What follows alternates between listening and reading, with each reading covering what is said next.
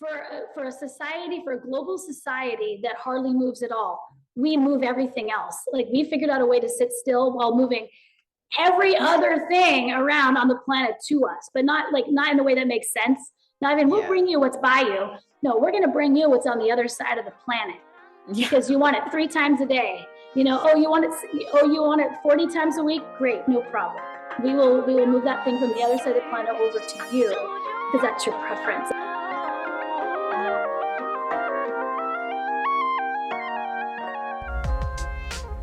Hey loved ones, welcome to NEKKID Conversations, a space for you and I to meditate, strategize, and dream of the tools needed to transform into radical selves.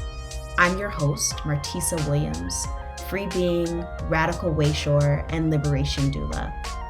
My purpose is to support the collective on our journey to deeper joy, sweeter justice, and fulfilling presence. So are you ready to step into your most liberated life yet? Let's get to it.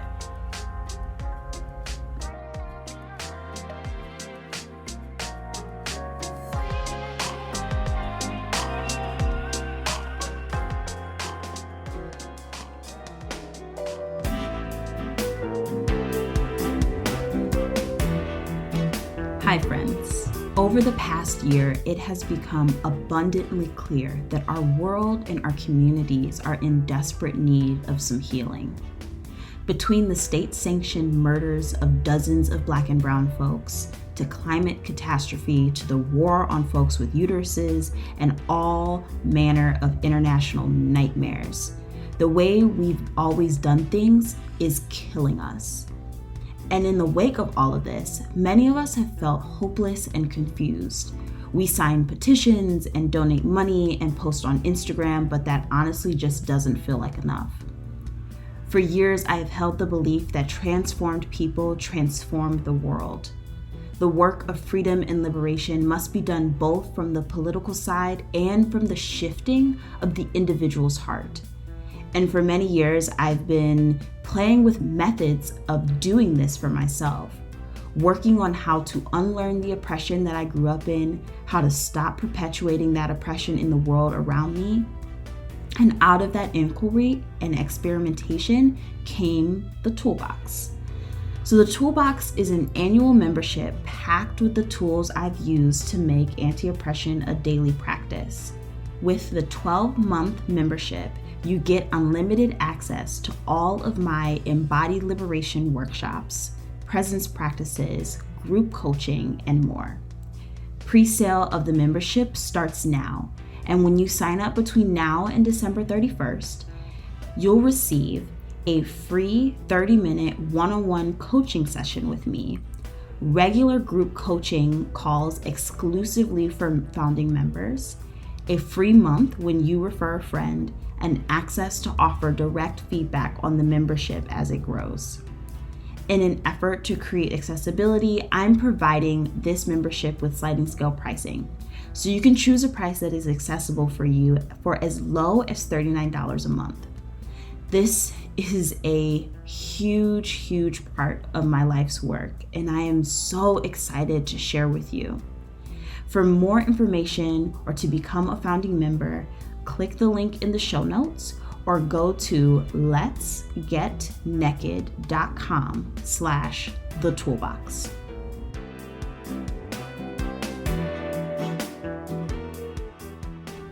Happy podcast day, dear ones. Welcome back to another episode of NEKKID Conversations. Today I had the absolute pleasure of talking with best-selling author, speaker, and leader in the movement, biomechanist Katy Bowman, who has been changing the way that we think about our need for movement for quite a while now. Her 9 books, including the groundbreaking Move Your DNA and her newest, Grow Wild, have been translated into more than a dozen languages worldwide. Bowman teaches movement globally and speaks about sedentarism and movement ecology to academic and scientific audiences. Her work has been featured in diverse media such as The Today Show, CBC Radio, the Seattle Times, and Good Housekeeping. She's one of Maria Shriver's Architects of Change and an America Walks Woman of the Walking movement. Katy has worked with companies like Patagonia, Nike, and Google, as well as a wide range of nonprofits and other communities, sharing her move more body parts, and move more for what you need message. Her movement education company, Nutritious Movement, is based in Washington State, where she lives with her family. I was so excited to have Katy on, and we had the amazing opportunity to talk about how curiosity and uncertainty shaped who Katy is, Katy's education and route to understanding nutritious movement, what sedentary culture is, and defining movement in general, because many of us define it differently, movement as nutrition. That's probably maybe the first time you've heard that. And so we get into that a little bit.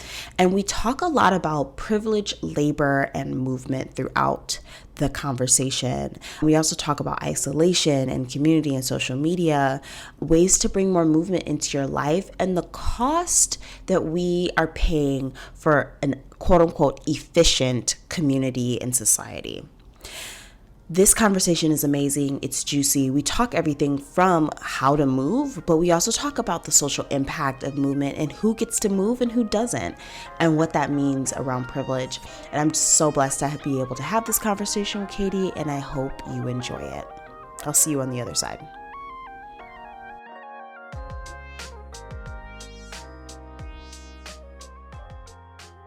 Hi, Katy. Thank you so much for joining me.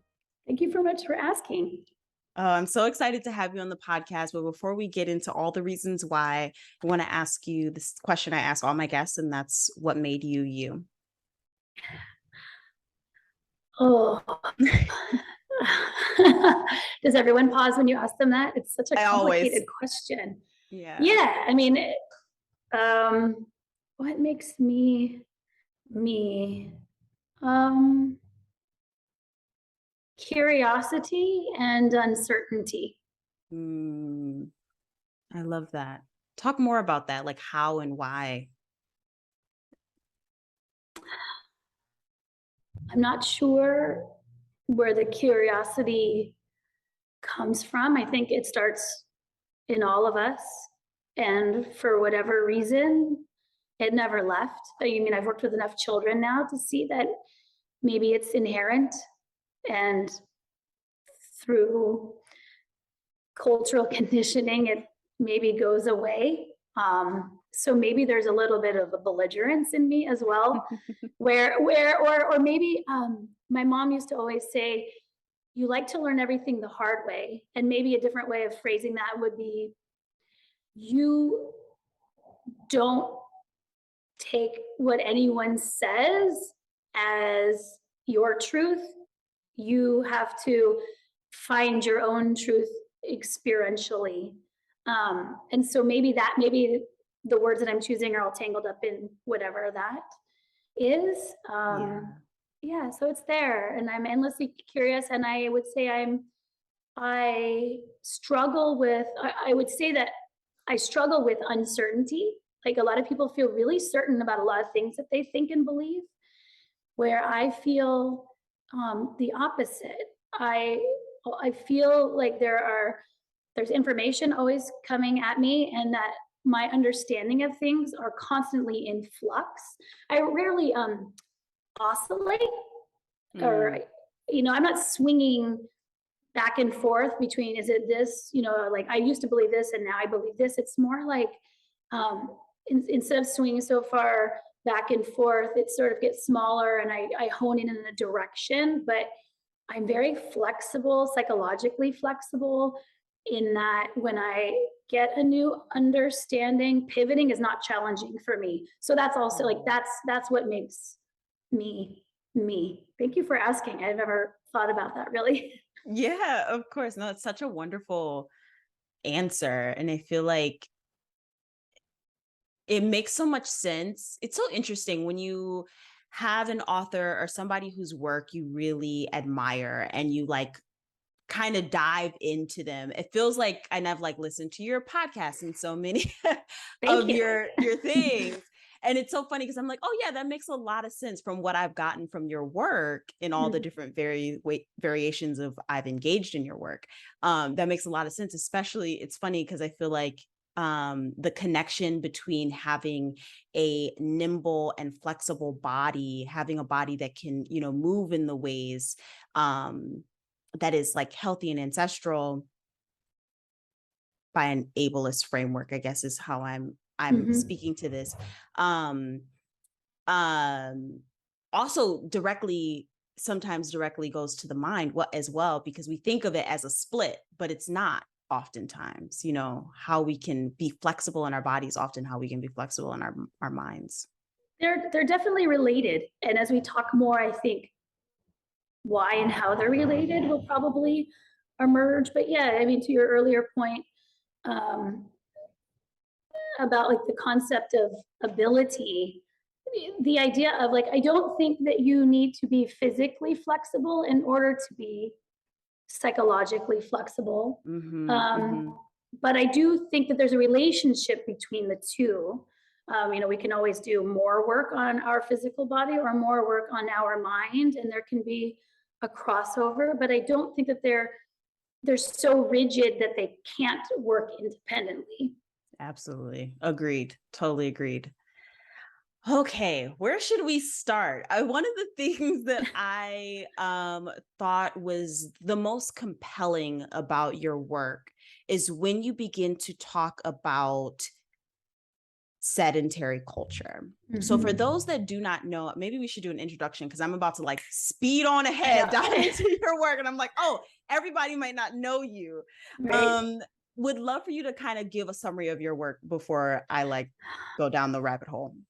Oh, I know. It's so broad. It started so small. Maybe I'll just explain the brief history. So my academic training is in biomechanics, which is this field about how levers work. You know, it's how physical forces affect biological systems. So like the push and pull of your body affects your physical experience, you know, and you are moving, you know, when you move your body, but the environment's also moving you know, we think about movement as something that is completely internal, you know, that's skin and then below. But think about, you know, being in a chair, that chair is pushing on you. So our environment is pushing on us. So I started with this, you know, the concept of alignment really being wanting people to understand that they had more physical options than they probably realized when it came to how they moved their body. You know, like, oh, everyone's taking, you know, if you can walk, you're walking, that we all walk exactly in the same way. And it's like, well, no, there's actually different ways to walk, and there's different physical forces that are created through different walking, and those different physical forces create different physical outcomes, and you have more options, more choice when it comes to the patterns with which we move. And that's so central to my heart. Like, I love alignment and biomechanics in that really sort of nerdy lines and dots kind of way. But, and this will eventually get to culture, you know, when I went to graduate school for biomechanics, the first thing I asked, like, I took this really great course, which was sort of freedom to study what you were interested in. And everyone had completely different interests, even though we were all in the same field.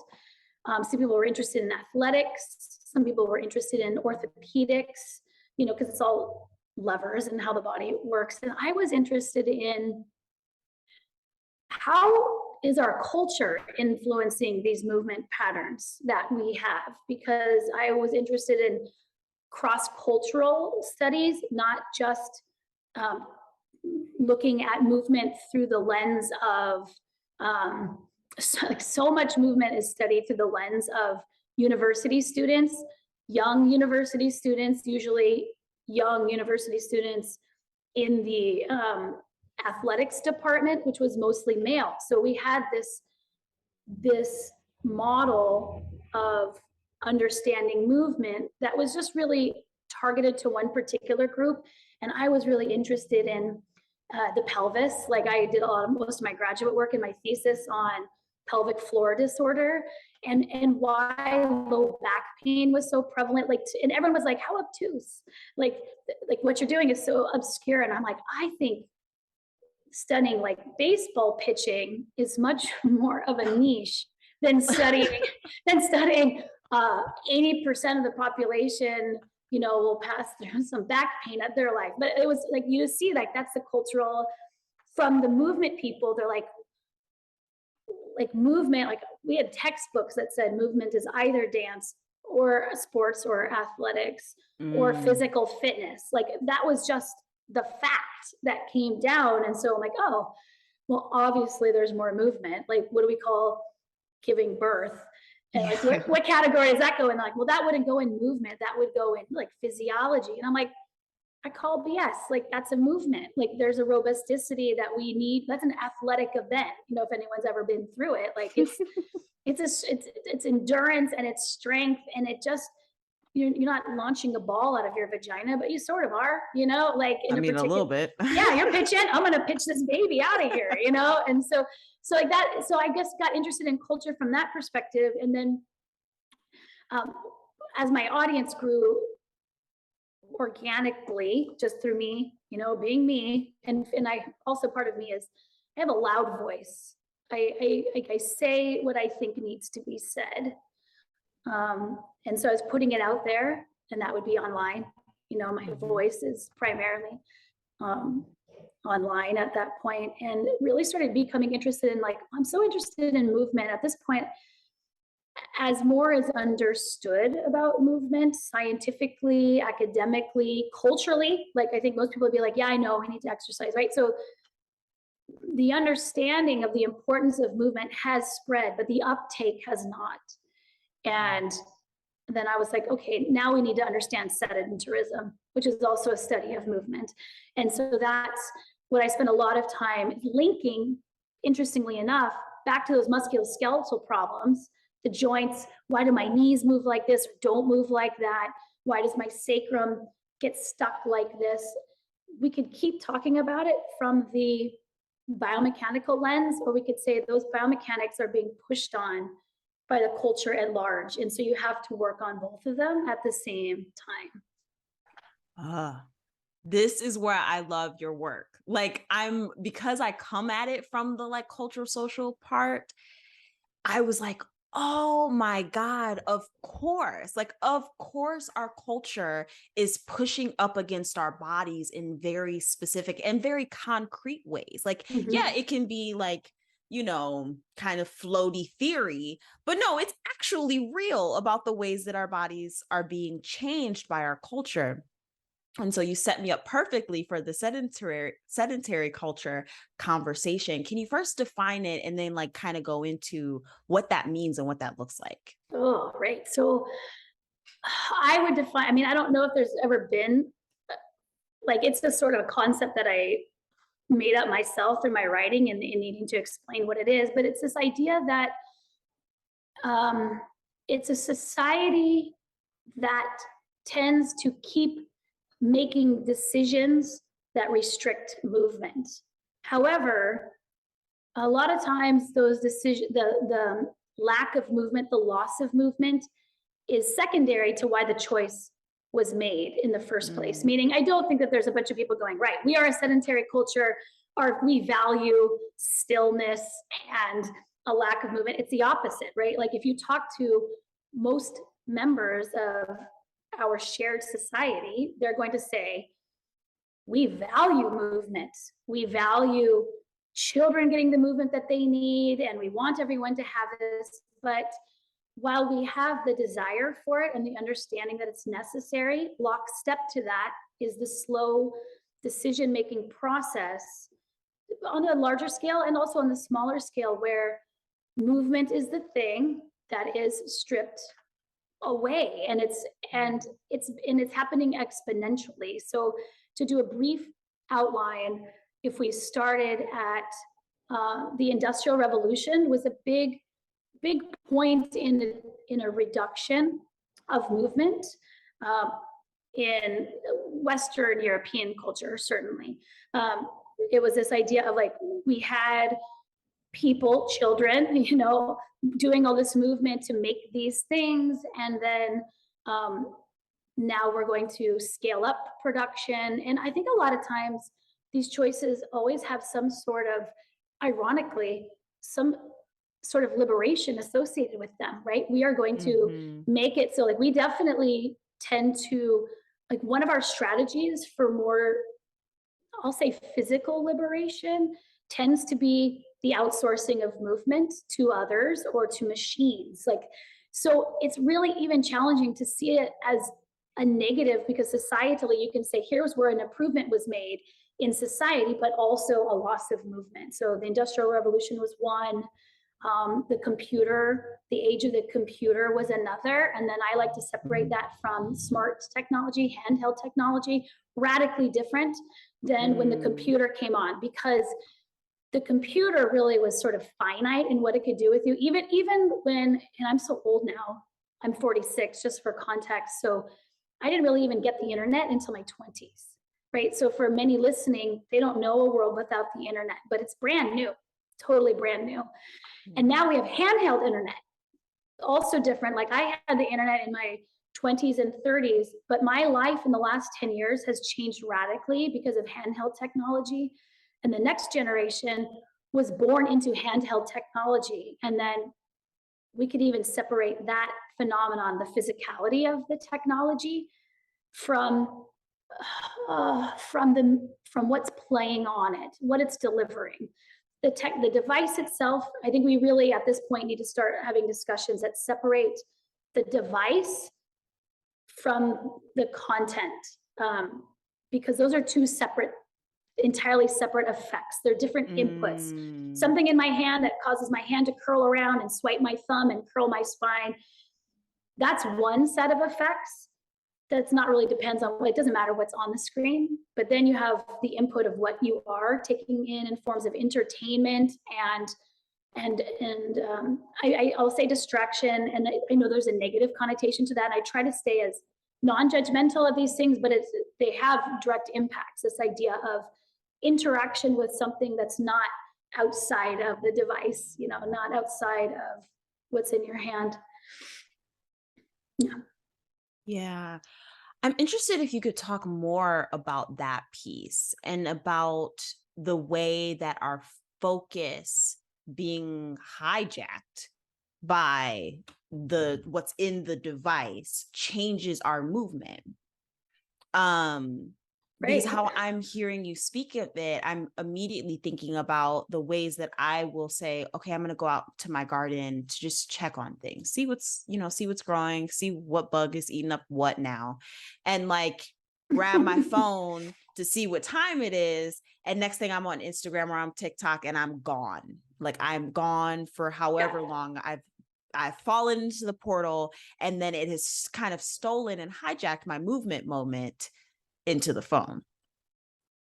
Yes, right. So that's why they are sort of tethered, and I'll break them into two ways that they would affect our movement. Very simply, you could probably come up with more. I remember, calling my sister and saying, like, come outside, we live pretty close, let's meet for over here. And she's like, the phone says it's raining.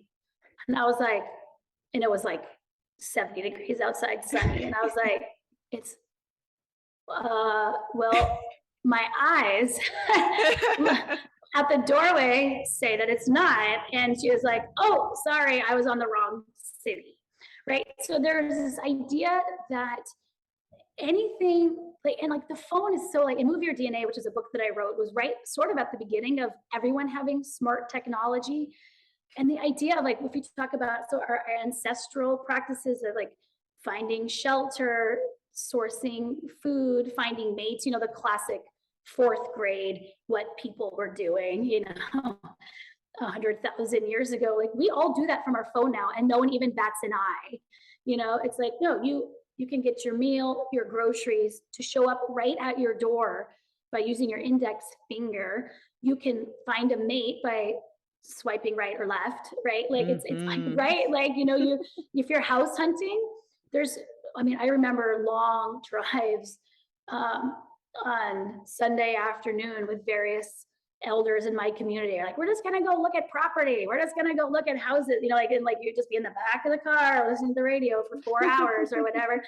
It was more of a, I mean, yes, we were in a car, but it was just more, it was just bigger, right? It happened bigger than a 6-inch screen. There was physicality of getting in and out and walking around. And now it's like, let me look at these pictures and like, it's just become, it's replaced so much of what we have to do. So the only reason humans move is because they have to, you know, like that's the way that the system is hardwired. You move because it's a physical requirement. So when you set up an entire society that gets rid of the catalyst for movement, then we're all left with, you need willpower and shame to get yourself to be able to move, because the good people will take care of their bodies. And, you know, like, we have all of this entire structure trying to deal with a massive population around the world now that's slowly losing their movement. But no one's really talking about, well, maybe if we looked at some of the natural catalysts for movement and restored them a little bit, like gardening a little bit, as you say, like, when you put those in there, it gets us moving without having to go through for my health or for these other, because I'm supposed to, what we call external motivators rather than internal motivators. So that's one way the device is affecting movement. The other way is what you're saying, is like the attraction of the experience that I can have on my phone is so much more robust and stimulating to all of my primal parts of my brain that can't look away from certain things. And it's set up to sort of capitalize on your natural tendencies. Like, you're doing exactly what anyone would expect a primate to do with a phone in their hand. I have a colleague who says, you know, if you imagine taking another non-human primate and putting it in an arcade with all the lights and the sounds, you know, like, you're just constantly being pulled to the next thing. And so we've sort of have an arcade in our hands, and we call it a phone. Like, that's the interesting thing, is that we still call it a phone, when I bet you almost nobody actually uses it as a phone anymore. We don't feel comfortable calling it a personal video game vessel, television, movie theater, any store you ever want to visit, Right. the back door of anyone you ever wanted to listen to. Like, we don't call it that. We call it a phone.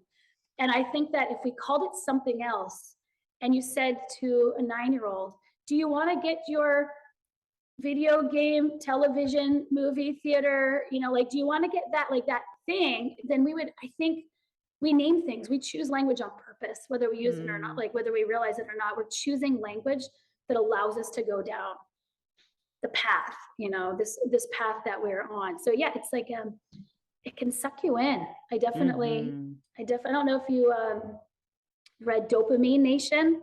I did. Right. Yeah. So I went to black and white color, just to not, like, I changed the screen. You can change your phone Smart. to get rid of the display of the full color spectrum and just have it register basically grayscale. Immediately your interest in your phone will go down. You don't have to do anything else but that one little swipe, ironically, because it's not stimulating those receptors in your mind anymore. And you're like, the garden, full color. Yes. Go on out there.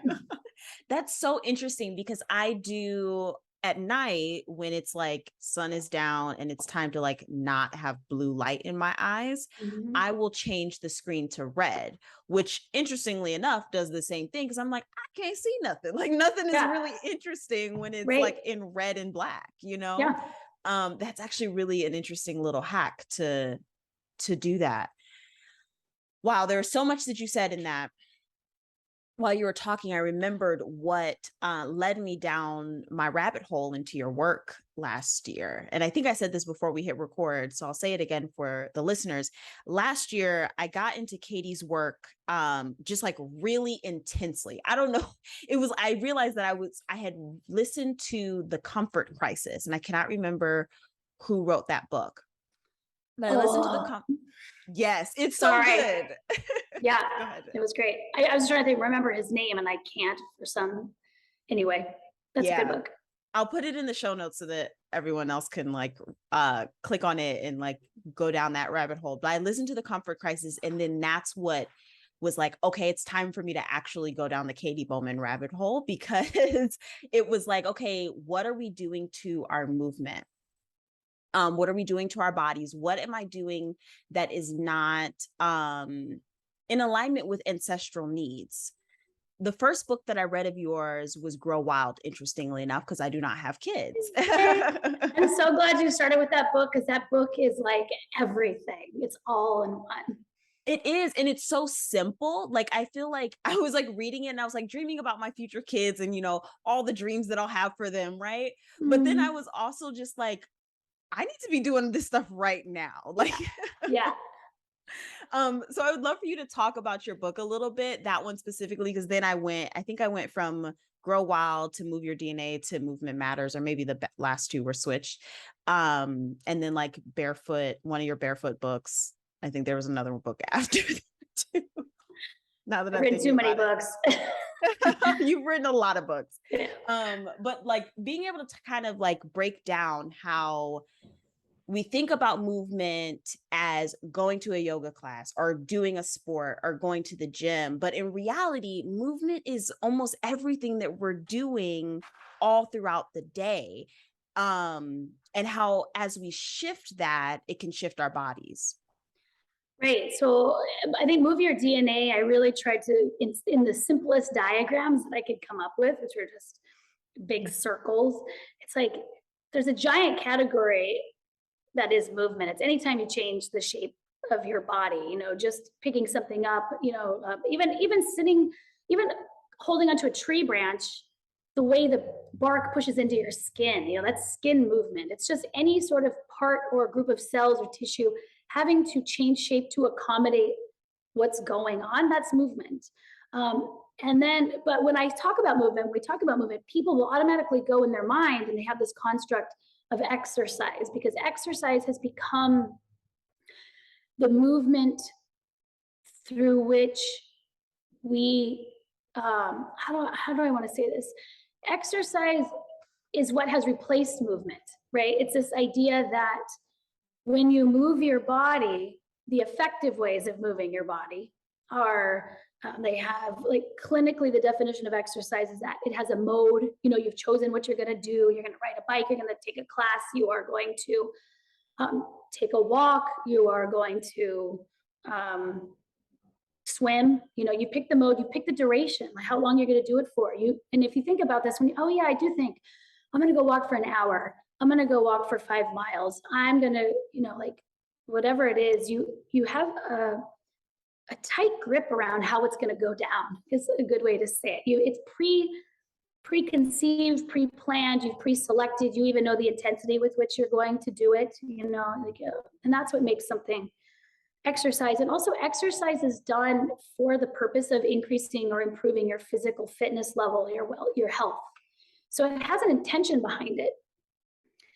And that is one very small category of movement. And when I wrote Move Your DNA, I didn't really say much beyond that, just saying the intention of movement matters if you want to move more, because if exercise is your entire framework or construct for moving your body, most people don't have extra time. Not truly. I mean, we could all be on the internet or watch Netflix a little less, you know, like there's not time for more exercise. There's not like 2 extra hours to find another exercise class or run twice a day, you know, so for sure, yeah. You're already, that construct is already keeping you from getting more movement because you're looking for where you can fit in more exercise. In Grow Wild, I deepened that a little bit, and I've deepened it in other places, like other more academic articles, which is to say, um, there's this other category too in research, which is called physical activity. So physical activity would be used in public health because, again, exercise, again, by definition, is something that fits into leisure time. And so there's a lot of people who don't have leisure time. And there's also people who do have leisure time, but things that are more important than their individual well-being. Not to say that everyone's individual well-being isn't important, but culturally, they might not prioritize individual well-being over their family, over well-being of their community. And so when you understand the cross-cultural, when you understand that there are different people, that all bodies need movement, but that our culture is so unique in the way that we tend to prioritize, and I'm just talking like about like general United States, North American, like Western type culture, like the idea of our needs being met one at a time, like all these things are affecting why we don't move more. So physical activity, for example, there are many people, like I grew up in a community where most people walked or rode bikes to commute because there was no other option. People didn't have or own cars, like they couldn't afford cars. Cars were not available. Driver's licenses weren't available to them. And so that's transportation. That's getting from what, like humans have gotten themselves from point A to point B. It's still a walk. It is still to get to the distance they're going home, to school and back. But it's not done exclusively for the purpose of making their bodies better. It's done to be able to get to work. It's done for transportation reasons. So I was trying to broaden the understanding of when you can see all the places where movement used to fit naturally. And we don't have to go back to ancestral times. We can go back to 15 years ago. We can go back 30 years ago. We can go back 60 years ago, right? Like my grandparents moved so much more than I moved. And it was a harder existence. And like, we can talk about the complexity that brings to it, which is, it's so much easier to live a life free from labor. Labor is a category of movement that I'm talking about, and I like to talk about more. But yeah, like Grow Wild was the exploration of that concept, but really it wasn't about labor. It was about non-exercise movement, about children, about where does movement fit for humans. And I organize it by container. You know, you've read the book. So it's like, we start with the cultural container because you're inside your culture, like whether you like it or not, you're in it. It's pressing on you explicitly and implicitly. It's pressing on you tangibly and intangibly, right? There's these both the visible and the invisible ways that our culture moves us with rules and expectations. And then sometimes just straight up physical barrier. No, you can't walk here. People aren't allowed to walk here, right? So like there's a lot to culture, and culture's not all invisible. And then there's like the fact that then it's like home and education, learning, whether it's kids or yourself, like we're in all of these containers, and we simply just need to recognize that most of the containers in a sedentary culture have had the movement stripped away. And if you want more movement, and it doesn't have to be more exercise movement, just make subtle changes to those containers and your body will move reflexively and in a way that doesn't require you think about your physical fitness all the time. But the symptom or the effect is more physical robusticity. Yeah. That's so interesting, because I was thinking about this as we're getting on our call today. And it's like, usually when I sit down to do a podcast, I'm sitting down, I'm trying to be very still, the whole thing. I mean, once I like read your books and really was like, I run the podcast. I can shift how things happen. That's right. And I was thinking about this particular conversation with you. I was like, oh, I'm going to have so much, like, because the cultural container that we're sitting in is very different than the cultural container that I sit in with my other guests, where you have this knowledge and whatever. So like right now, I just transitioned to stand at my desk. So my container of work, quote unquote, I can shift it so that I can have more movement. I'm doing the same thing that I was doing before, but now I'm standing. I'm actually standing on my rock mat. Got that from you. And like, you know, having more movement, more shift in something that I'm doing already. And that's what I thought was super powerful about Grow Wild, even, you know, though it was written for kids. I highly recommend anybody, even if you don't have kids, to read it, because it gave just very concrete little ways that you can shift how you move, doing the same things you do every day already, which I think is so helpful. And that book is about joy. That book is about, like, movement has not, for most people, I mean, if you become a movement teacher, then you have found such joy in movement that you're like, I need to make this more a part of my work life. I think what people miss a lot of times about themselves as movement teachers is one of the reasons you're able to move more is because you made it your work. Where other people, they have to do their work and it's not movement work. And now they're struggling to fit in the exercise. So like just fitness professionals, movement teachers is like to recognize that not everyone is in that boat of having movement be in the non-exercise, non-leisure part. We've moved it over to work. And that's a really important thing to just remember, you know. So, but for many people, movement is not joyful. For many people, it invokes feelings of inadequacy, early exposure to movement in the form of like physical fitness testing, the president's fitness test, you know, if you're here in the United States. It was like, I was not a good mover as a kid. And I hated moving, really. Like you've probably read enough of my stuff to see that evolution that personally I have made. So I'm really speaking from a point of like, oh, I know what it's like to find movement cumbersome and difficult, joyless, from a point of like really being able to center it and realize that it's the conduit to a lot of joy. And again, movement is very, there's a lot of different ways that we can talk about ways to move, you know, even if parts of your body don't work. Like, I'm not talking about like going out and moving your whole body. I'm talking about cracking walnuts under a tree with, you know, I mean, like movement is very, very robust ways that you can find something that your body can do. And so that book is about finding that the sedentary options aren't bringing us more joy. They're bringing us more stress. They're bringing us less nutrient density. So I talk about movement as nutrition in that book, and I mean it metaphorically, but also not. Like, I do believe and make an argument for it functioning just like any other nutrient, dietary or from the sunlight. It affects our cells in the same way. And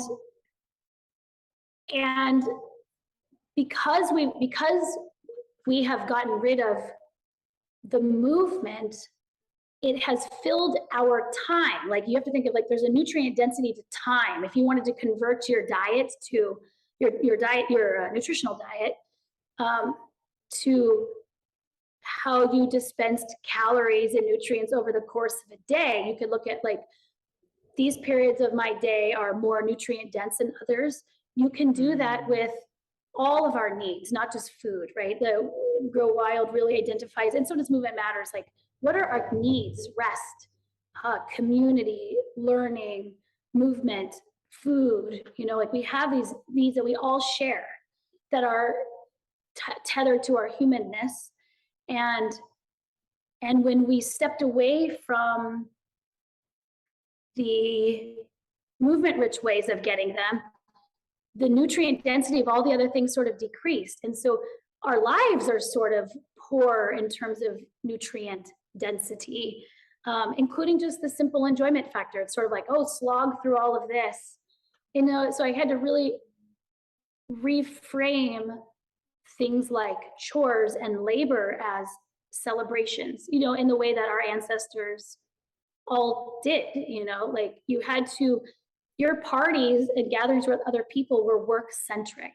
They were the celebration of your labor, the fact that you made it, the fact that you get to be here, the fact that my survival depends on your survival, and we're tethered together in that. And I think that movement is such a conduit to those things, because movement has always been tied to survival on the most foundational element, you know, like at the base of that, of all the other ways we make it, the axis is really movement and food are the axis for everything else.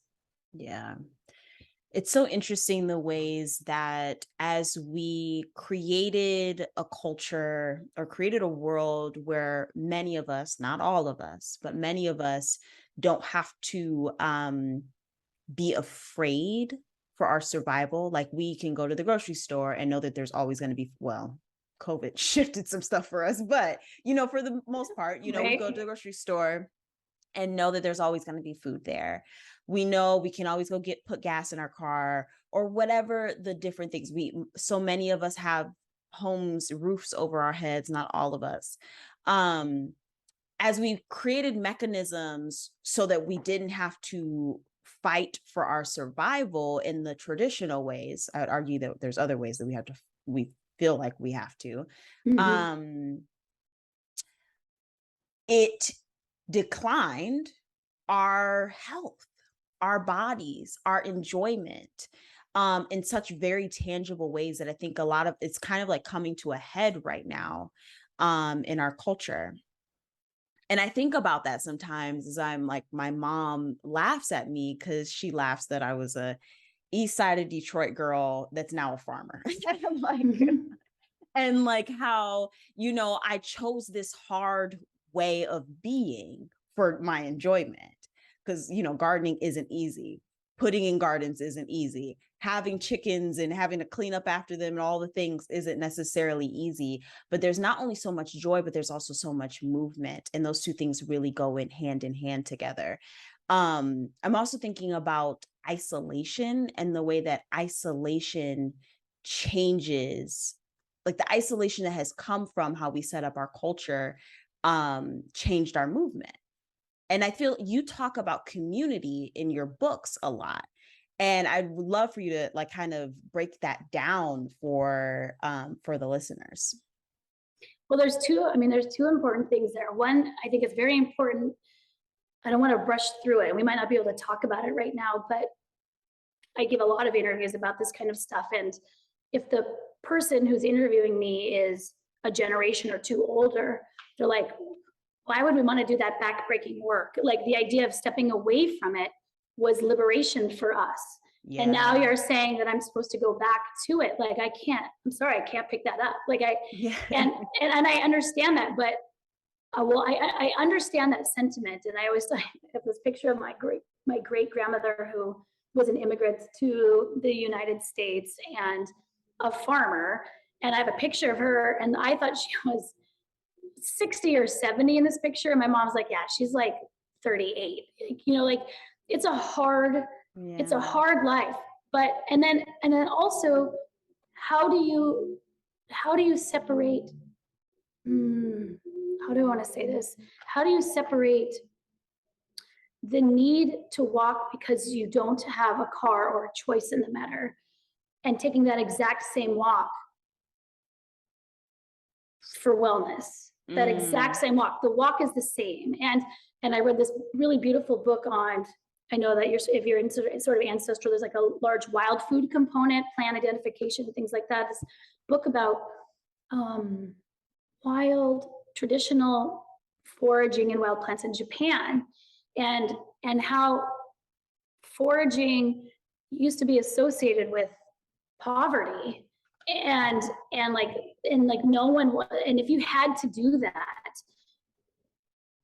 culturally you were beneath everyone else, and so everyone strived to get out of that position. And now we can see that foraging is thought of as a very privileged thing to be able to do.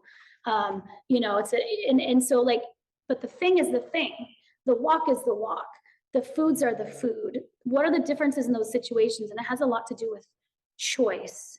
And I don't have a strong enough three-dimensional picture on it yet. So I'm staying curious and open about that. But that's a big phenomena that we're going to have to deal with, I think, sooner than later, is because there's a resistance when you're talking about doing things in the slower way that our grandmothers, ancestors used to do, as like those behaviors that were the survival behaviors for that forever, hundreds of thousands or millions of years, are now like the luxurious sort of elitist things. That's the construct we're giving them. And I don't know if that's going to serve us in the long run of being able to see that maybe we all need to be doing a broader share of labor, you know, and that's a way forward, because I don't know, the infrastructure, the labor-free infrastructure is a large part of these other things we're rallying about societally, and that's why I think sedentary culture is such a big thing, important thing to understand, because when we're talking about the environment, the big tax is we don't really want to move. And if we can create a mega structure to allow us to sit there and deliver every single thing, not only to our house, but to our eyeballs for us, then there's going to be consequences to that. So I just want to set that there, because that's my current passion and joy. I love that you brought that up and that you tease that apart. And I would love to keep talking about it, because as you were talking, I was thinking about this homesteading revolution that's happening right now, where so many people are interested in gardening. This really happened during COVID, where everyone was interested in gardening, and, you know, stores were selling out of seeds, and everybody was like, oh my gosh, like nobody cared about this before. And then, you know, here we are. And I was thinking about it because I'm thinking about it in my cultural background, right? Being a Black American, being a descendant of American slaves, and thinking about the cultural trauma of being in the field, right? Certainly.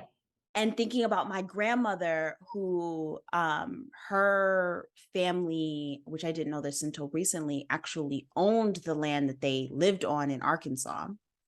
But they were farmers, right? Like, because that's what you did to eat back in the day. My grandmother was. Everyone was a farmer.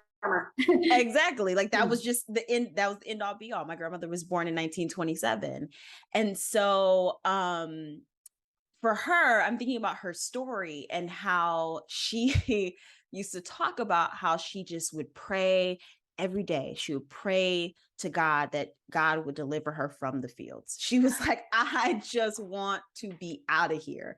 And so in the Great Migration, she moved to Detroit, which is where my mother was born, where I grew up.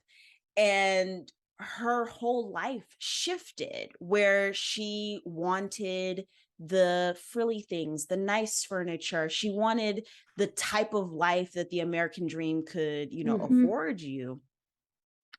Because her husband, my grandfather, had a factory job, but they grew up in a very different world. And even though my love of gardening started from her, because she kept a garden her entire life, it's interesting that kind of juxtaposition of what we now see as elitist was something completely different in a different generation, into a different generation.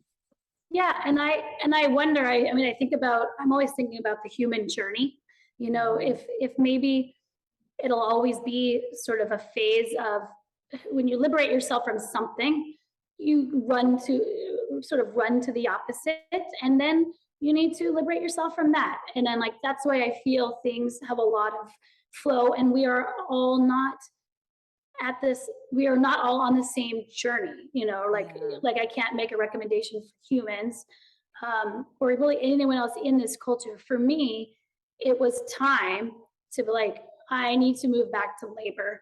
Like I have had too much freedom from labor, but I recognize that there are many people, we call them essential workers, you know, who could use some liberation from the labor, you know. And it's just about recognizing me individually, and also I write it down because I'm like, and there might be more of you out there.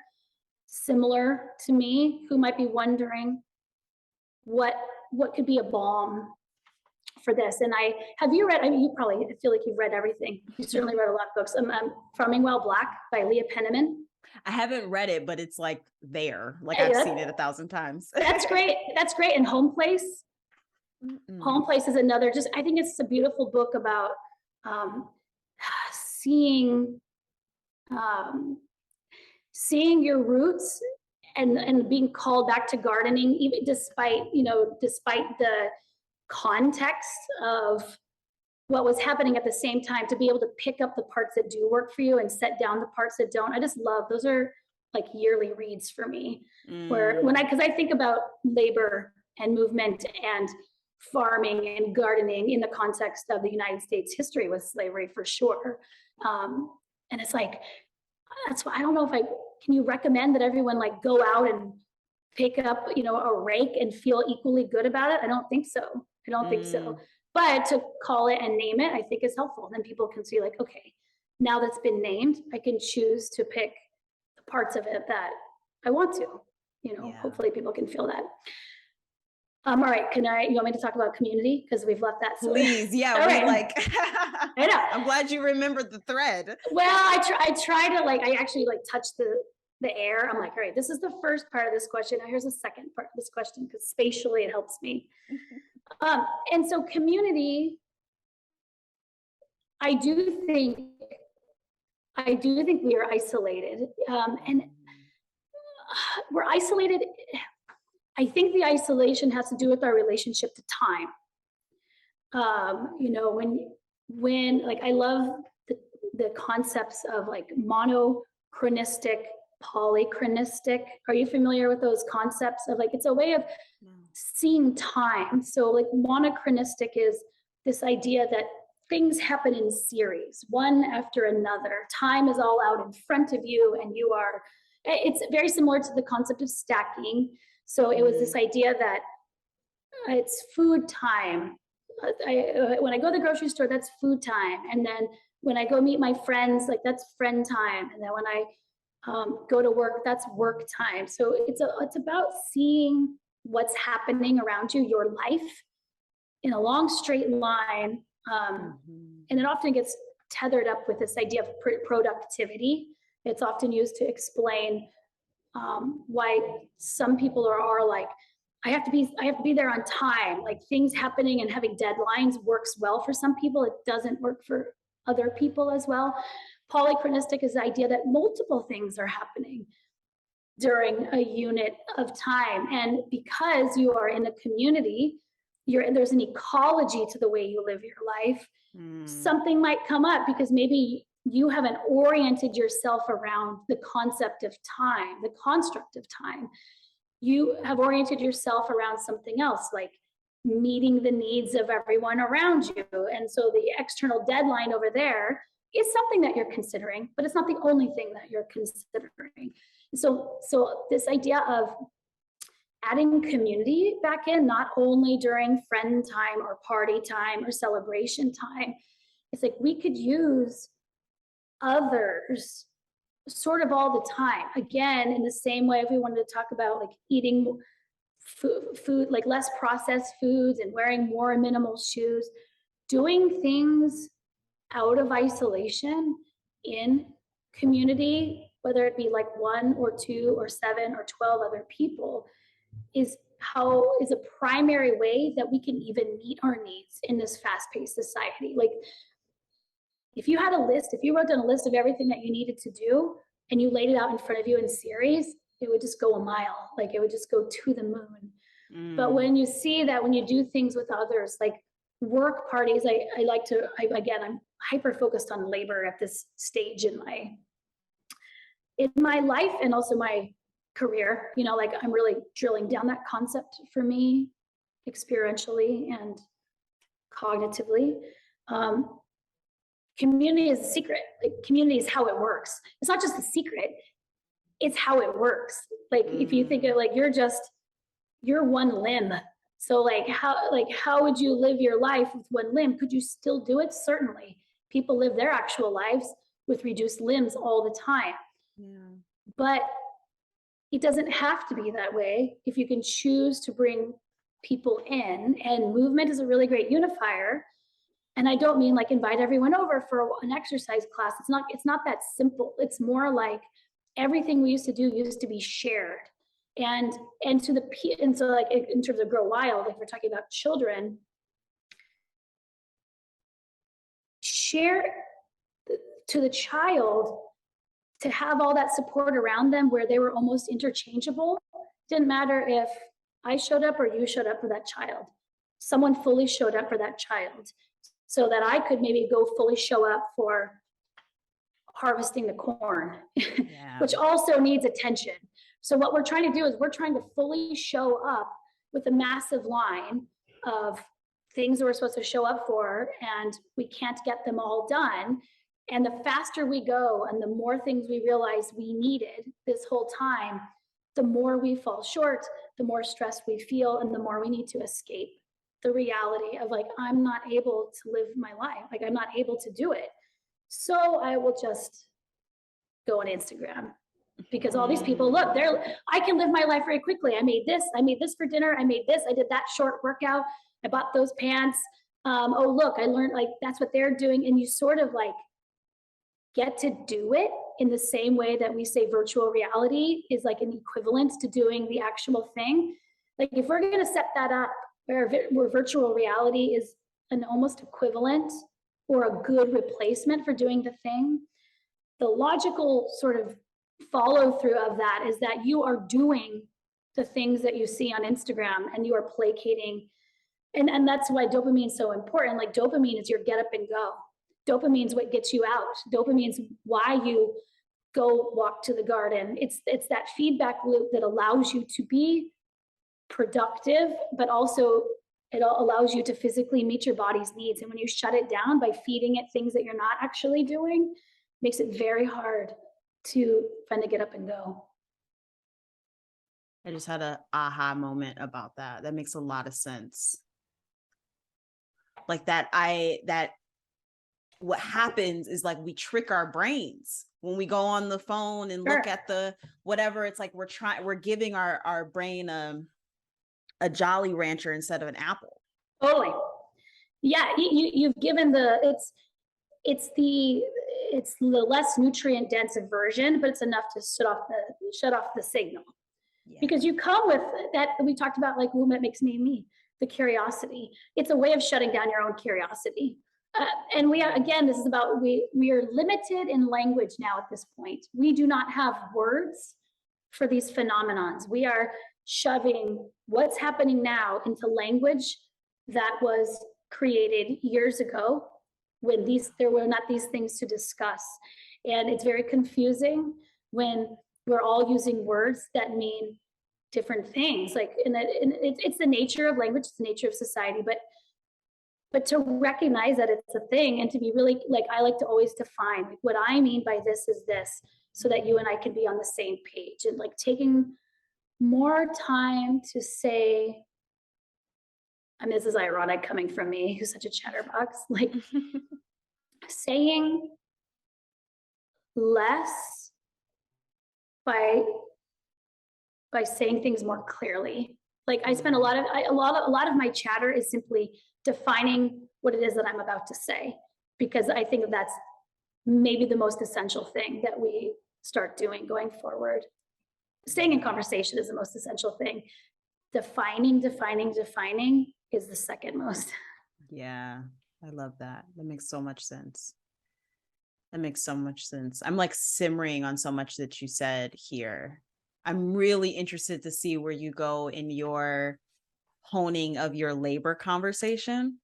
Mm-hmm. I'm really curious. I mean, it's so like upon us right now, that conversation of labor and how we talk about work, and who's doing the work and how we're sharing the work. Like, it's such, I feel like it's going to be the conversation of our time in a lot of ways. Yeah.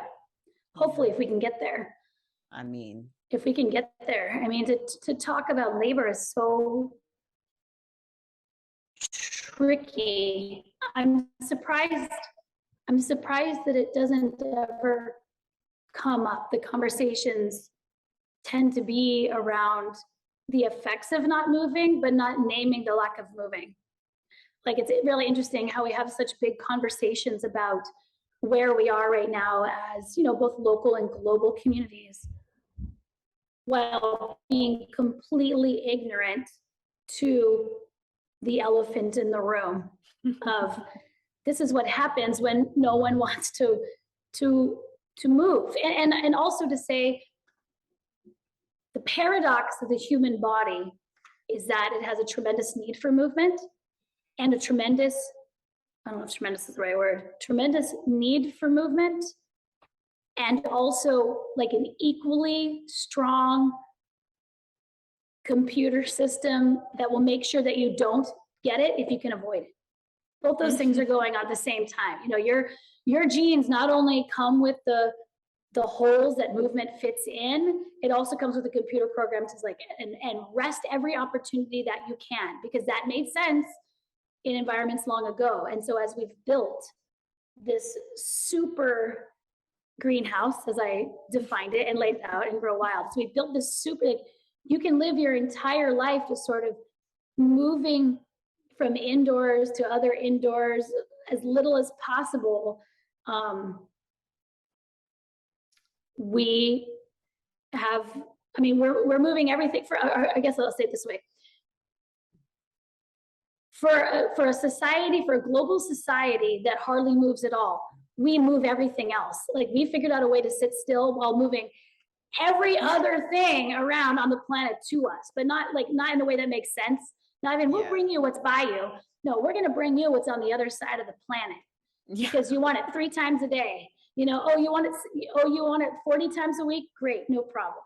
We will move that thing from the other side of the planet over to you because that's your preference. And like, that's, yeah, like preferences, personal preferences. And I mean, that's the spiritual part, right? Is working on our addictions and our addictions to getting our way and our preferences, and where no substitutes could possibly do. Like, that's been my individual sort of spiritual practice is that, but I would say it's always related to the movement part. I'm like, man, this, like, I'm really asking a lot of things shift around me, you know, and maybe I can do some moving around others.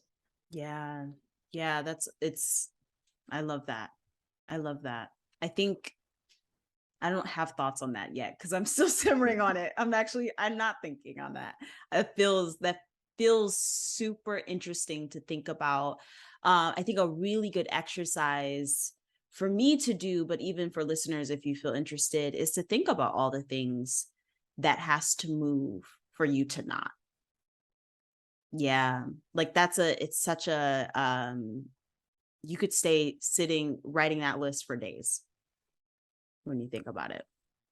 I want to kind of double back a little bit to what you call movement stacks. Because I want folks who are listening to this podcast to maybe have a couple little nuggets that they can go and shift if they feel so inclined after listening. So can you define movement stacks, why they're important, and then maybe we can talk about some of the ways to do that? Yeah, so movement stacks are this idea of taking things you're already doing and adding, it's not so much adding movement to them, it's finding the more movement rich version of doing the thing that you are already doing. So I bring this up and show lots of different examples through the different cultural containers in Grow Wild.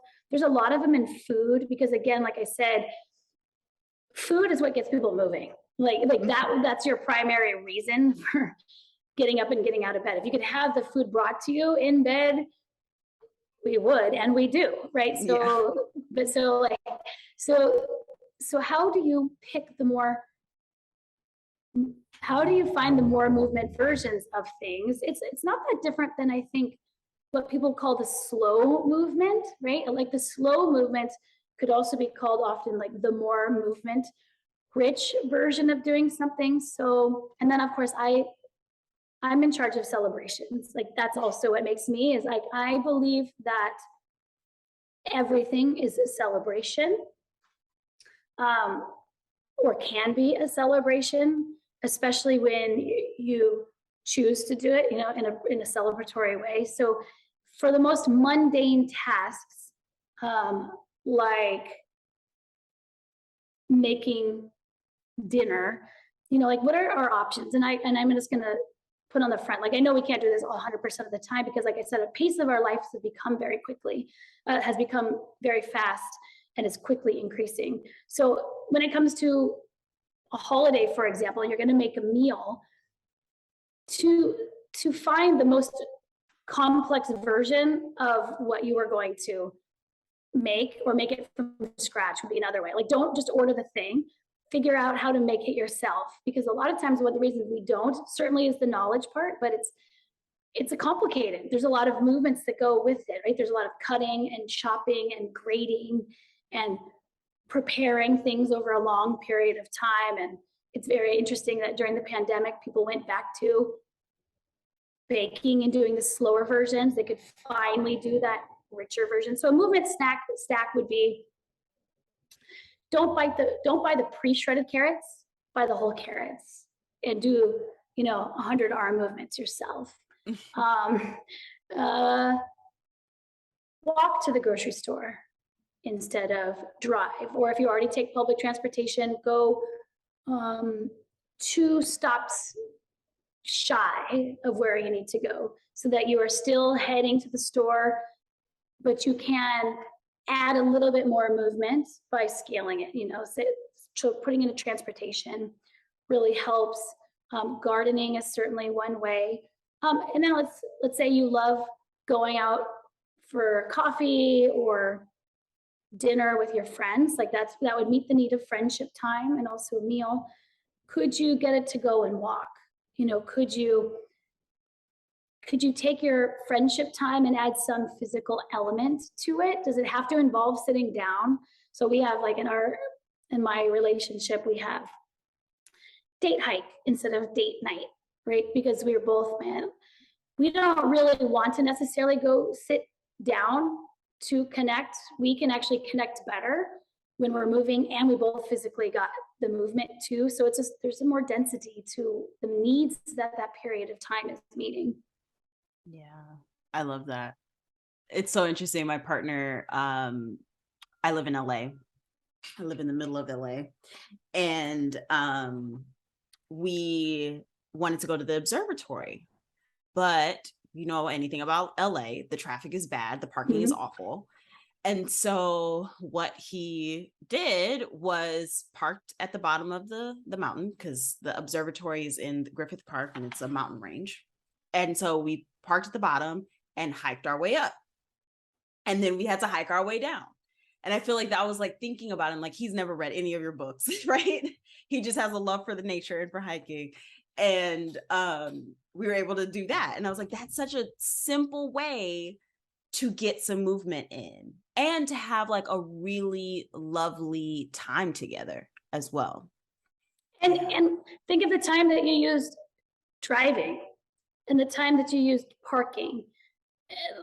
Like, you're getting more time out of your life. Like, in the end, what you're getting is more usable time. We don't really pay attention to what's being lost in the transitions. I mean, that's another sort of monochronistic thing, is as you transition between things, that's a loss. That's you having to like stop meeting your need for a period of time, and that's time being dedicated to pivoting to do the other thing. And when you pick the movement-rich versions, you're also oftentimes reducing the transitions. So you end up getting more time. Like, so is there a way to get more time? Yes. In this particular way, there is. Like, you are, like, what does walking get you? It gets you more movement, save money on gas, less emissions. Like, it's also not only more, it's also less of other things. Your dates might go longer, right? Because like it frees up, it adds a lot more flexibility to doing everything in isolation. And by isolation, I mean like one thing at a time, one after another. Yeah. Yeah. And community is key. Like for everyone listening and sound like, I would love to do that. The secret is to find a community of people who are also interested in doing it. You need support and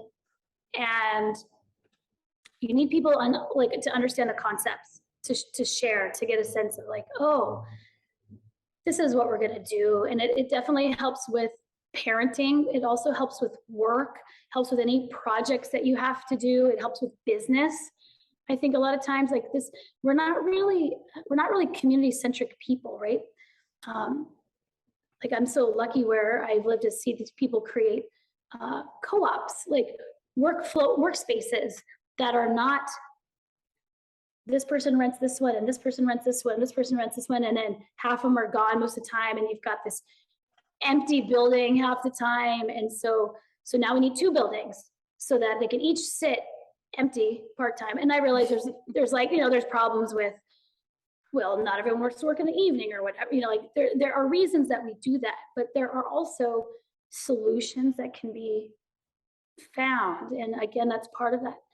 It's like we call it like, it's just flexibility, flex seating, right? Flex seating is this thing in kids in school and offices, like flexible, like a standing, sitting workstation. Like you can flex based on what suits you. It means that the situation is malleable. It means that the environment can respond to your needs instead of you having to show up exactly the same way again in the rigid environment. So the more flexible of these containers we can make, the more the containers can meet our needs instead of the containers dictating which needs get met and which ones don't.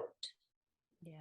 And that actually brings us all the way back to the beginning when you're talking about like mental flexibility, like being creative, not being afraid to think about, is there another way to do this?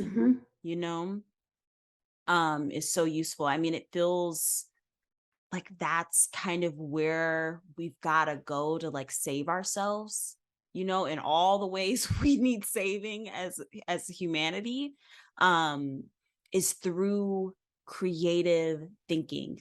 Thinking, I identify as a radical. And why I identify as a radical, because the definition of radical is to grab at the root, to grasp at the root.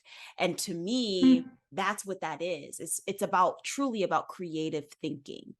It's about how do we get to the truth of a thing and like see how deep and dense we can like squeeze out of the thing. Yeah, it feels like your work kind of like helped round out a lot, or actually just like kind of expanded what I thought about when I thought about liberation, when I thought about freedom, because I often think about how the work that I do being like, how do we make anti-oppression a daily practice, feels so, it is so like in your brain, so theory, because I went to, I was in academic world, and it's like so much theory. And I'm like, but how can people access that if our bodies are not free in the definition that we can define it for ourselves and in our own bodies, right? But if we don't have access to movement, we don't have access to our own health, we don't have access to a freedom of time because we're like, our labor is so wrapped up in a thing, it's really hard to also access these like more complex conversations of political, social freedom, of emotional, spiritual freedom. Like we can't really get there without these other things. And your work helped me kind of like round out, like, what are some of the ways we can get into those practices by doing the same things that we're doing already. And having it, I think the thing with activism sometimes is the belief that it couldn't possibly be nourishing or meeting your needs, right? It's the idea of dedicating your time, attention, physicality, money, whatever it is, to a cause outside of you. And the idea is like the payoff will come when everyone's liberated. very much like the uptake of movement not happening, despite knowing that it's beneficial. The challenging part is it's hard for people, I think, to imagine a payoff that comes so far later. Like, how can you do something that's so taxing to you now for a payoff that comes in time? You won't even be here, like when the payoffs come. You know, like it takes a very special kind of person or energy of a person to spend the bulk of their life dedicating it to a payoff that they imagine is at the other end. Like, we definitely celebrate those people because we're in awe of them, right? Like, wow, you've given up most of the other comforts of your life to take on this burden. And I do think that there's more people in the generation that's coming up. Like, there'll be more people perhaps doing that, where it seemed more not more radical, but it was more infrequent, you know, like there were fewer of those people. Or maybe it's just now everyone can simply broadcast. And so we're just picking up on the fact that maybe more people are like, I'm broadcasting what's going on. So like, I do think, like, I write about movement as activism, and in both briefly in Grow Wild and briefly in Movement Matters, because again, I think that a lot of the problems that we're trying to work on stem from this labor aversion that comes naturally to us. There are more beliefs and constructs that are placed on top of that, but at the root of that, I love your pulling it up at the root, spoken like a true gardener. Like, you gotta get it. You gotta get it from the bottom. Like, you gotta, like, none of this ripping it off from the top. You gotta get your tool and get all the way down there and pull it out. Sorry, I lost my train of thought. No, I love that. Yeah, like talking about, it's not activism in that classic sense, but it is, like, let's talk about it for me personally, because it's how I see it, is like you, I have a really hard time. Like, I get overwhelmed by all of the changes that need to happen. I get overwhelmed by all of the suffering. Yeah. I'm overwhelmed. But I do not tolerate cognitive dissonance very well. So I'm like, okay, then I need to clean up my behavior. I need to clean up my behavior as much as I can. And that, it relieves some of the anxiety that comes with it, you know, and I always try to work on the micro and the macro. So I'm like, because I also think that cleaning up your own behavior, yes, it does. I do think that that's an important stage, but I think at this point, we need a little bit of both. Cleaning up our own behavior and then advocating for the broader. Like, so like, that's why I write so many books and do so many podcasts. And so I am advocating in the broader, but that advocation that I'm doing is really for people to pick up some more of their own, to look more objectively at their own role. Right. And then also, like, just one thing that I did says, like, I'm not going to, like, I don't use social media as like, I don't allow, like, I don't do any of the work that how do I want to say this? I don't use posting about the changes that I'd like to see as my work.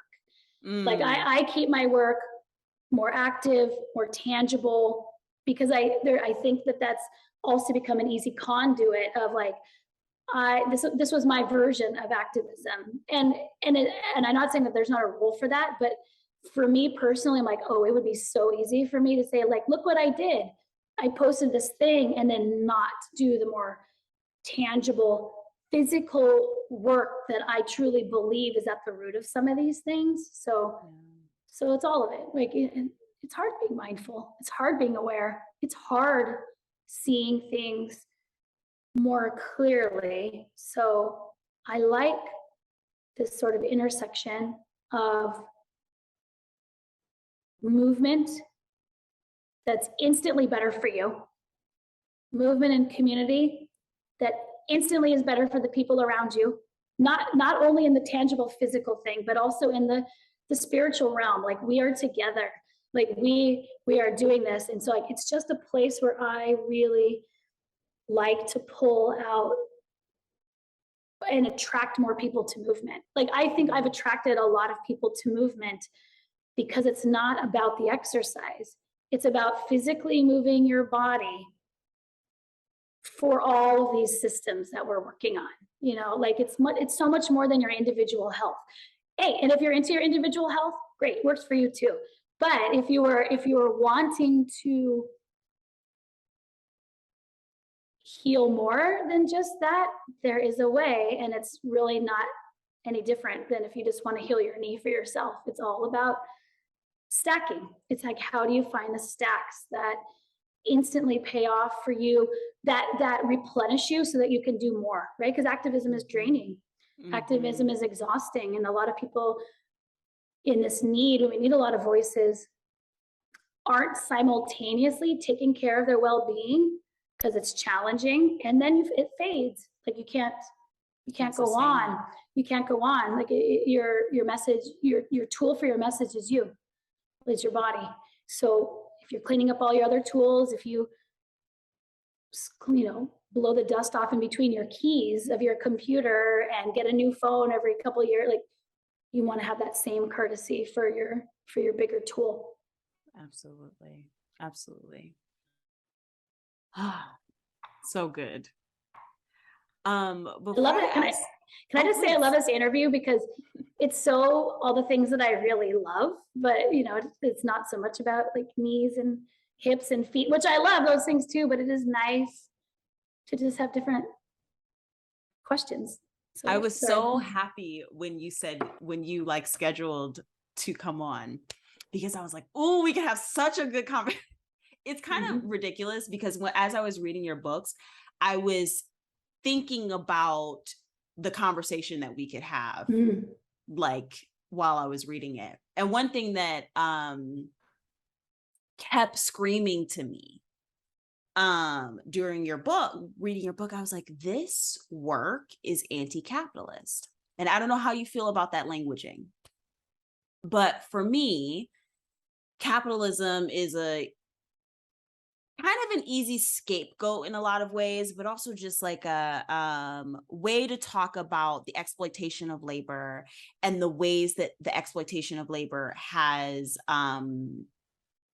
trickled down into how we see ourselves, how we see each other, how we interact with the natural world, with each other. And I'm like, this, like talking about sedentary culture and talking about how to combat sedentary culture is deeply anti-capitalist practice, like how you do it in real life, because sedentarism makes you want to consume. Or requires it. Or requires you to consume. Yeah. Yes. Yeah. Yeah. Yeah. Yeah. I think it's like I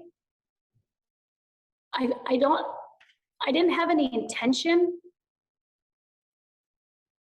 with like coming. The framework of like the stuff that I'm talking about is just the framework that makes sense to me. It's like, if you want more movement, here it is. Like, it's much more of a biological argument than an economic or a political argument. And yet it sits perfectly well in the biological and economic, or sorry, the political and economic, or however you like to parse it, because again, like I said in Go Wild, we're all sitting inside of the nature container. Like whether you like it or not, like there's the nature container and then there's the culture container. And we are all sort of bound by these universal things that are happening. And so I have heard that before, this idea of like, yes, it's about moving more in this particular way is usually a form of minimalism. Like it's about minimalism. But it's not, I think that it's all about the approach. It's like, do you go in and say, all right, everybody, you'd be healthier if you just stopped buying stuff and got rid of a bunch of your stuff. Some people would be like, are you crazy? What are you talking about? I love all my things that I have. But if you actually drilled them down to physical, the experience of it, you would probably hear like, well, I would like to go do this, but I'm sort of stuck because all these other things that I like, I have to work. We're working for our stuff. We're working for our homes. And maybe those things nourish you. And maybe they don't as much as you think. So I also, like, a characteristic of me is like, I'm not really like a go out and try to change people's mind kind of person. I'm more like, I am open to anyone who wants to come and pick up what I'm putting down. Like, that's also, this is all about me, like, and what I'm all about, your first question. But I do recognize that as like, I'm just not like, I'm a very forceful, clear on my understanding of things person, but I don't go to your house and tell you what you, like, that's just not me. But I do think that a lot of what I'm talking about is, again, the solution to a lot of other issues that people are working on. I mean, we are hyper consumers. And I don't know enough about economics to know the distinction. Like, I think there's more distinction there between capitalism and consumerism, but I'm not an economist, so I don't really know. My big thing is we are harvesting a lot of Earth's stuff, and we are using a lot of Earth's people who are not in our immediate realm where you can see, or that are right there and you still don't see them, to continue to be movement free. And then also, like, another thing is to watch, like, I tend to work, a lot of my interests are more in public health. And one of the reasons the exercise, a lot of people who are struggling with movement are not listening to this podcast or really any podcast, right? They're working, a lot of the time. And they're laborers. So that's another distinction, is like, how do we clarify that I'm choosing to highlight the non-movers when I use the term sedentary culture, instead of saying, like, I don't know what the other word for it is. The sedentary culture is what works for the people that I'm talking to, who are listening, who are like, you're right, everyone is sitting down. It's like, well, actually, not everyone. And maybe not even most. Like, that's the other thing, is like, I don't even know if we're naming sedentary culture by volume. Because if we go out to simply the smartphone devices and the horrific slavery and mining conditions around what it takes for all of that, it's a lot of people. And so, like, again, we're sort of at the naming things by what the small experience. And so I'm trying to choose how to speak, because I am speaking to the people. I'm not only speaking to the people who are sedentary, because I tend to I have a lot of interest in do work with those who are the laborers, who could benefit from that earlier alignment stuff that I was talking about. It's like, well, even though you're active all day, and then clarifying for people in medical and public health, it's like, we have to watch the exercise message, because the person coming to the physician who did physical work for 8 hours, and that could be, like, that could be physical labor. Like, again, I grew up in an agricultural community where most of the labor was migrant labor, people coming in and out. And so sort of immersed in seeing like physical activity, what it looked like all day long, to tell that person they need to do exercise to fix their back, like, that message doesn't even, it's not complete. Instead of saying, well, we have an issue here with the people who are active, is they're repetitively active. Their movement diet is still off, in the same way that the sedentary person's movement diet is off. And so if we can just go to the baseline of, like, what are the movement nutrients that we need, then we can see how some people might need to be moving more overall, and some people might need to be moving less, or redistributing their movement in a way that was better distributed and gave some parts rest. But that's not how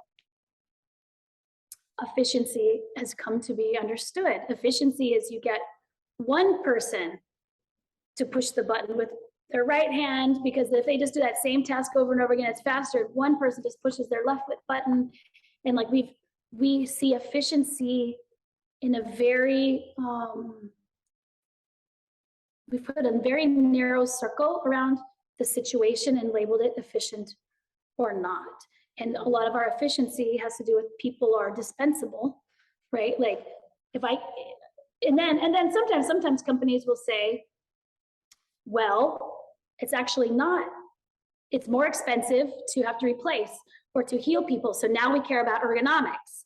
And right. And so it is always through that industrialized perspective of efficiency that obviously isn't holistic, or seeing the person's value in those models outside of production. But I don't know, like, it's like a corporation.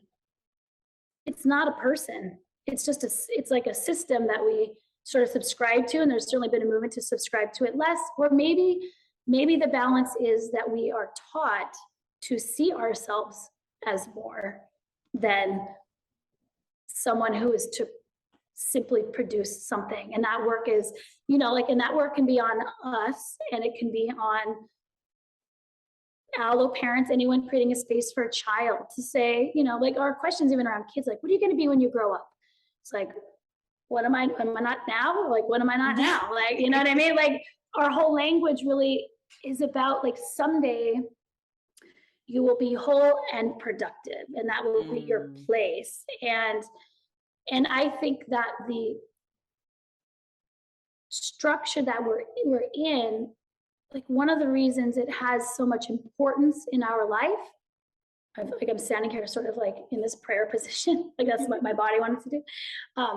One of the reasons I think it has such importance in our life is because we have lost any other traditional or cultural practices that told us what we are, or told us that we were more.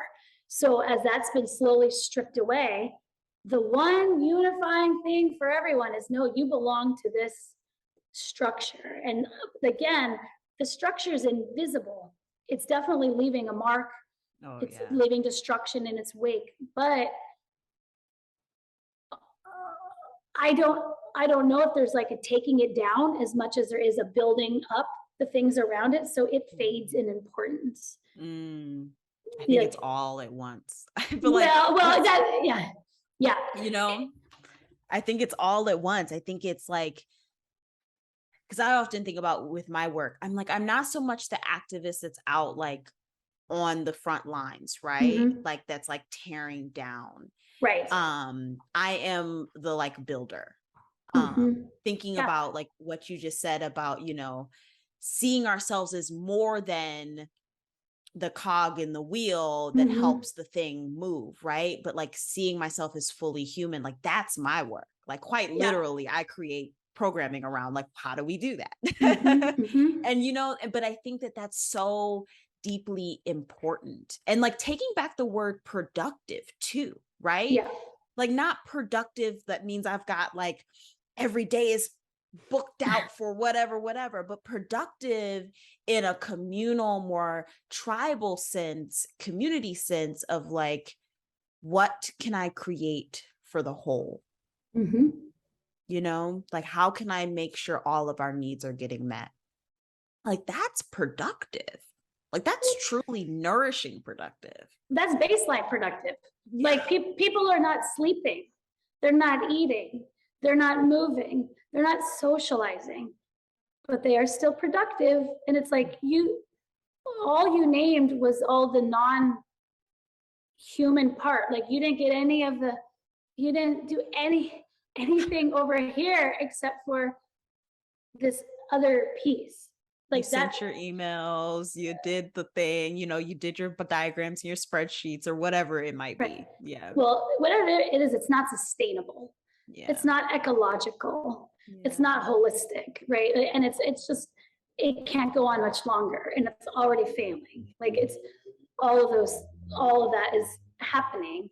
But it is nice to go, well, what as things break down and shift, I still think it's important to be like, but what can I do? I mean, it sounds like that's the work that you're offering, is like, well, now that I'm not this, how do I strengthen my other muscles? How do I strengthen all of the other parts of me that have not had it, that have been, it's so much easier to meet your work than it is to meet the other things, especially in the way that this environment is set up with now. And the tools are out there. You just have to do them is very challenging because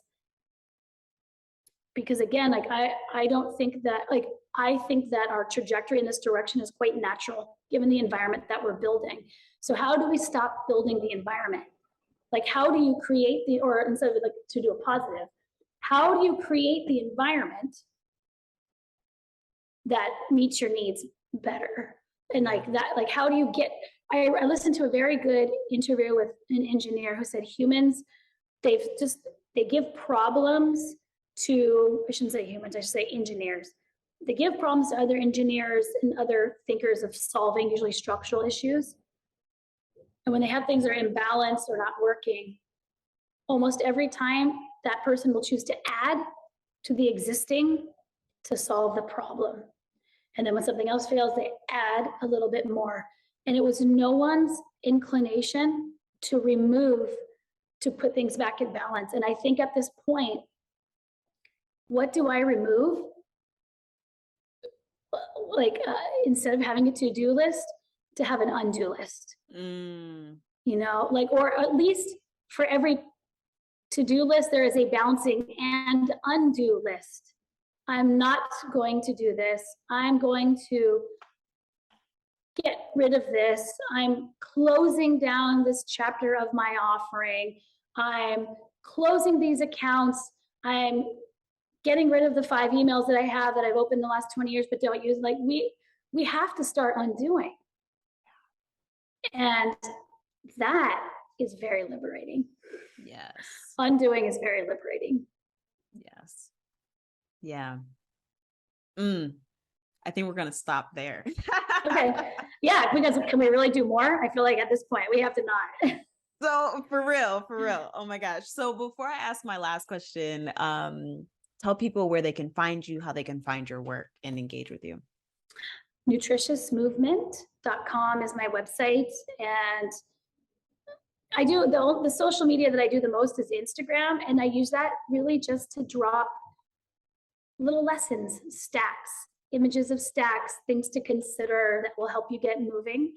And then from there, you know, you can find any book or audiobook or there's a podcast that you can listen to, Move Your DNA, that's named after one of my books. And after that, you can find me outside walking around. Great. And I highly recommend, you might fall down the Katy Bowman rabbit hole as I have. And then my last question is just, what is lighting you up right now?